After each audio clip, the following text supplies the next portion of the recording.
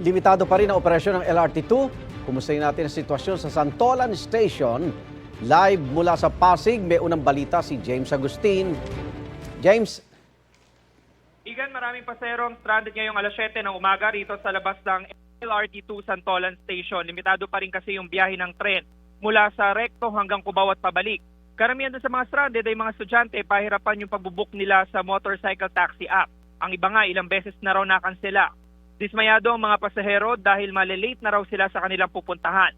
Sa ngayon, sa abiso ng LRTA ay patuloy ang pagsasaayos sa nasirang bahagi ng riles dito sa Santolan Station. Kagabi nagkaproblema ang isang tren kung saan nawala sa riles ang unahang gulong nito, dahilan para tumama ang kaliwang harapang bahagi ng tren sa kanto ng platform. At ngayon naman, Igan, may nakita tayo dito na libreng sakay mula sa LRTA. Yun nga, limitado lamang yun, ilang pasahero lamang yun na isakay patungo dun sa area ng Cubao.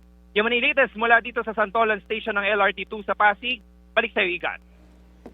Salamat, James Agustin. Igan, mauna ka sa mga balita. Mag-subscribe na sa GMA Integrated News sa YouTube para sa iba't ibang ulat sa ating bansa.